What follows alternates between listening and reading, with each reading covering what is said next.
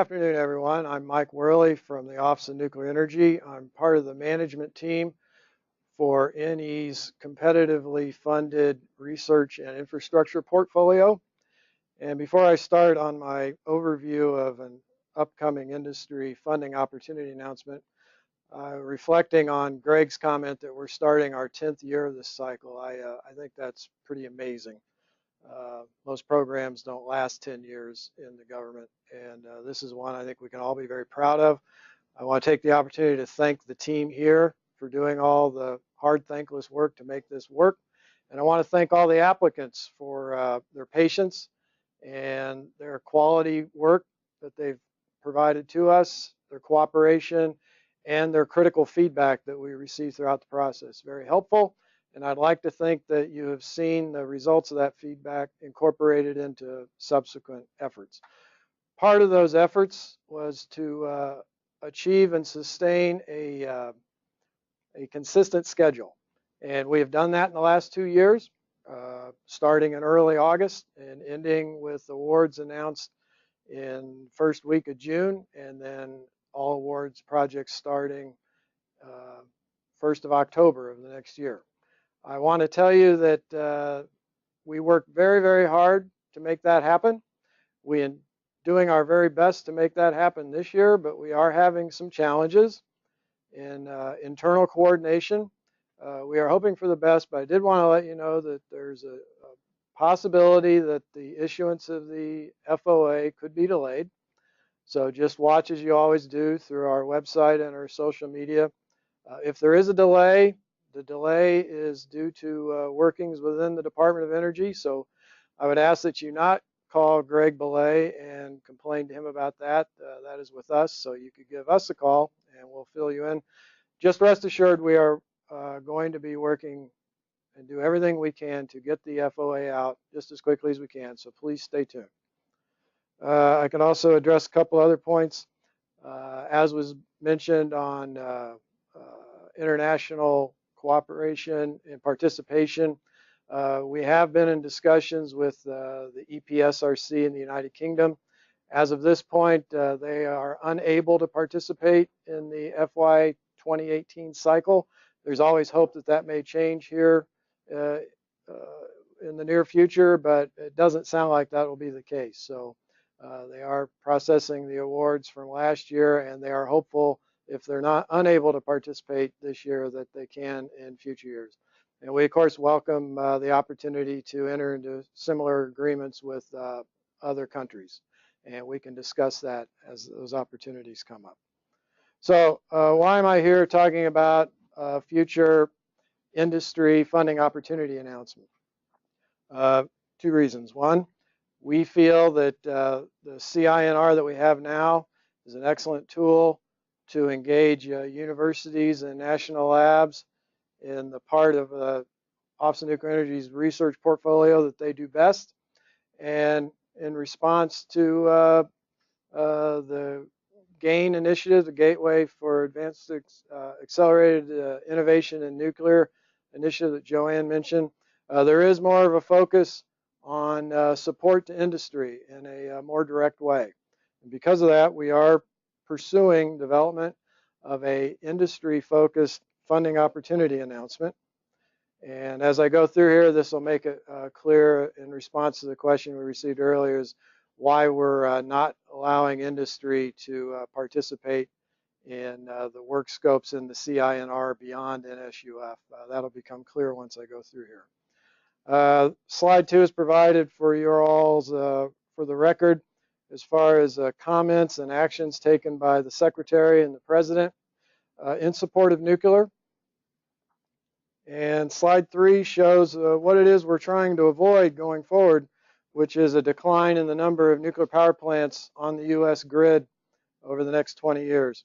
The worst case line, the orange line you see dropping precipitously, is what we're looking to avoid. So how do we do that? The Department of Energy has focused its priorities on what you see on slide 4. We want to take efforts to stabilize and expand the existing fleet. We want to establish and populate a pipeline for advanced reactor development, and we want to reestablish the national fuel cycle infrastructure. So those who are familiar with the Office of Nuclear Energy budget, slide 5 kind of gives you a crosswalk of those research priorities to existing Office of Nuclear Energy programs and efforts. For example, for the existing fleet, we have the ongoing light water reactor sustainability program and accident tolerant fuel development program.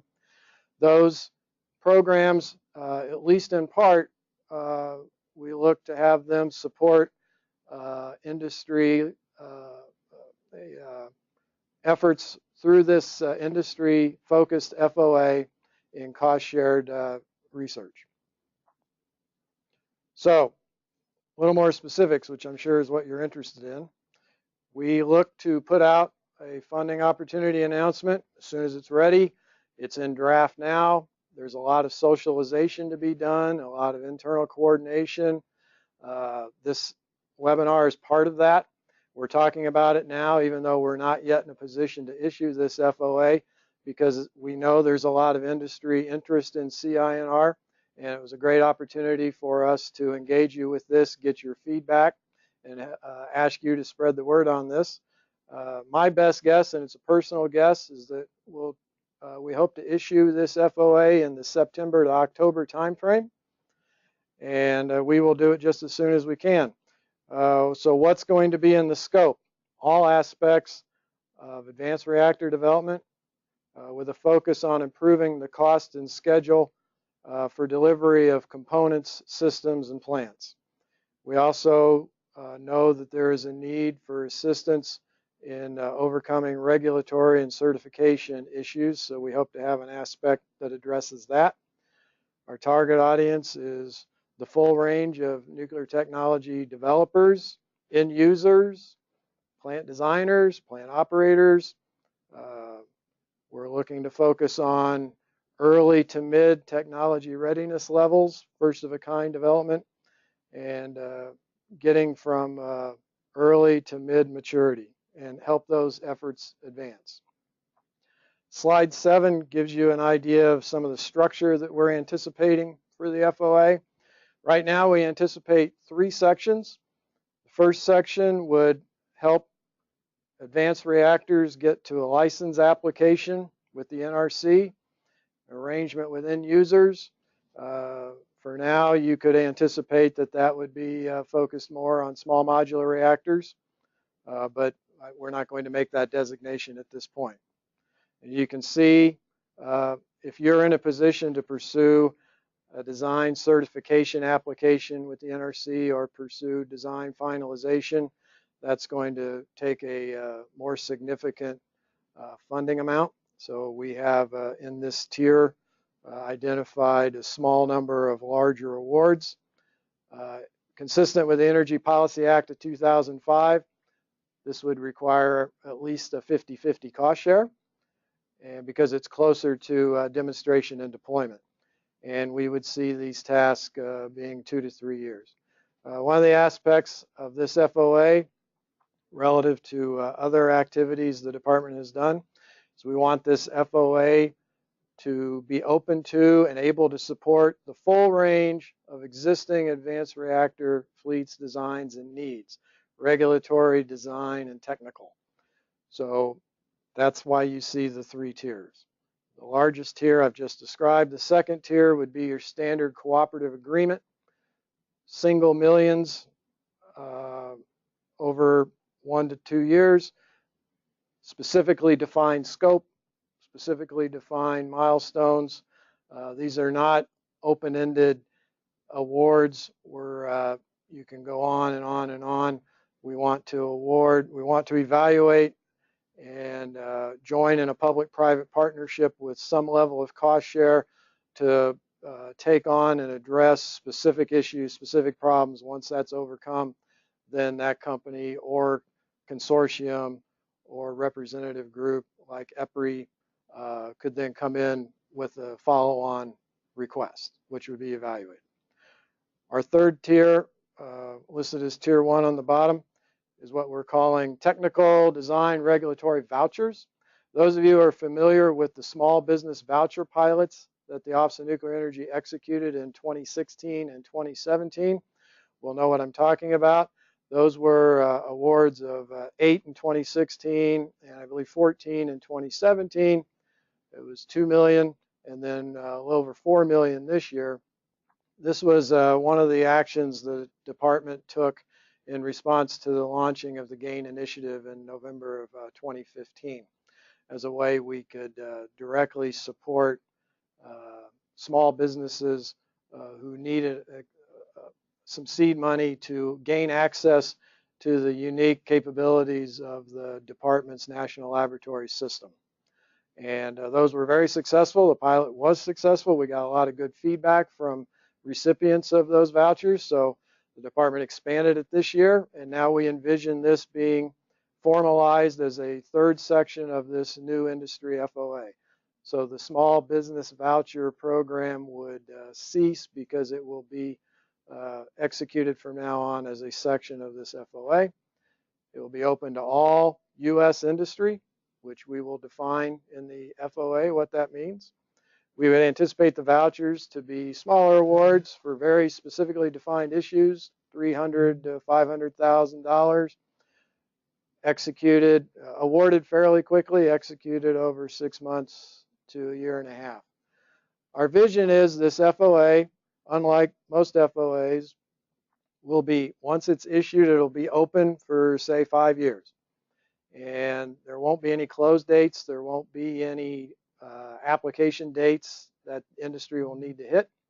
When a need is identified by an U.S. industry entity or group representing them, you can apply to this FOA at any time, propose what it is, the issue that you wish to join in a public-private partnership with us to resolve, and identify the type, funding amount. We have a lot to work out as far as the details, so what I'm describing is the current vision. Somehow identify what's needed, perhaps where, how best to do it. Identify the cost share that's proposed. All awards under this FOA we envision to be cost share. And then it is hoped that we can evaluate these applications more than once a year. Through for example, the voucher pilot, it was issued and we made one award. We would hope to be able to evaluate these multiple times a year and then be able to issue awards in the same case. So if there's a proposal, won't have to wait a year to make it or a year to get your answer. So I want to have a conversation. I'm sure you have questions. See if I've hit all my points. I believe I have. So that's what we have in mind. And the only other point I want to make is that if you are interested in access to the NSUF, the user facility, we're going to keep that process in the CINR FOA because it works very well there. We've exercised it twice now. And because the user facility also services the university and national lab groups, it just makes sense to keep it there. We'll put words in the industry FOA pointing heavily to the CINR so that if industrial entity stumbles upon the industry FOA, it'll make them aware of the user facility possibility if they weren't. And then we'll also have words in the CINR FOA that point back to this new industry FOA once we are able to issue it. So it's a vision right now. It has been briefed pretty far up the Department of Energy chain of command. We have briefed industry groups, interested parties. It's all been positive so far. Those of you who may have read the House mark for the FY 2018 President's budget request will have noted that the House of Representatives, in their language for the Advanced Reactor Technologies Group, noted that the department should do an FOA in support of industry, and in that case identified $60 million. What that means, is that what we'll get? As John Gilligan said, we have to wait and see what budget we get for 18. But it is our hope that regardless of what budget we get, including the request, that we would be able to issue this FOA, identify in the initial issuance what our projection is for available funds in FY18, and then each year thereafter, after we get an analysis of what the next year will be, we would issue an amendment to give projections for each year. So with that, I'm going to take your questions, answer them if I can, and if not, we'll capture them and look to put up in whatever form answers when we're able to give them. So let me have it. So once again, if you have any questions, please submit those through the question box on the GoToWebinar application.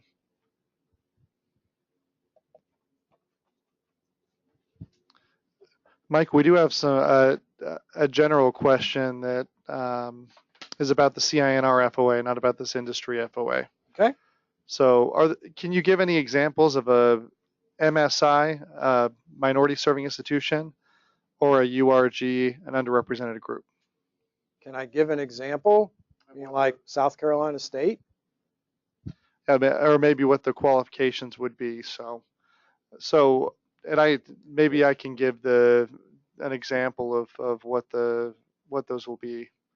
Okay. The mission supporting institution or the minority serving institution is something that's designated through the government, through the Department of Education. So it's a designation that's automatically made through the system when you submit an application.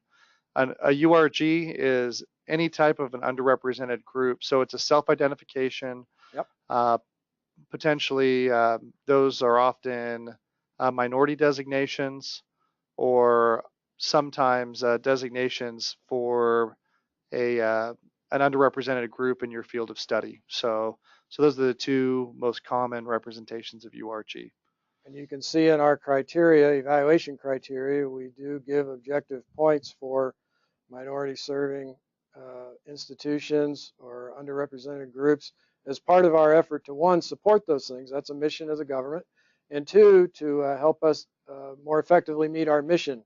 The more diverse our research groups and the more institutions that are able to join the class of schools able to conduct nuclear energy research to help us meet our mission, the better. So we don't see that just as an attempt to help those schools. We see it as critical to meeting our continued mission. Will the amount of funding awarded under the CINR impact the amount of funding available under the industry FOA? It will not. Of course, this is subject to change, but as of now and for the last several years, it has been the Office of Nuclear Energy's policy that up to 20% of the overall nuclear energy research and development appropriation would be allocated to university-led research. And that continues. We've been given it's been evaluated every time there's a change in administration or leadership. We dutifully brief them on our rules for executing this program. I've briefed 4 or 5 assistant secretaries at this point. They've all briefed. None have changed that. We are planning for the FY 2018 FOA. Our projected numbers will be based on an assumption of that 20% allocation. That being said, there are parts of the Office of Nuclear Energy budget that may be in an R&D budget line, but the activity, for example, might include specifically defined activities from Congress that don't have anything to do with research. Therefore, we don't, or the requirement is to spend an exact amount of money on an exact thing. For those kind of reasons, not everything is subject to the 20% allocation. But the fact that we are, and I think this is the point of the question, the fact that we are pursuing this industry FOA will not reduce funding available to support universities. Do you expect a similar review process as that of the CINR, or will there be greater emphasis on relevancy depending on the tier level? Obviously, that's under discussion. We have a general idea of review criteria and award selection criteria that can be used based on similar FOAs that have been successfully executed by the department in the past. For example, if you look at the small business voucher call from 2016, 2017, it will describe the criteria by which those awards were made. That was successful.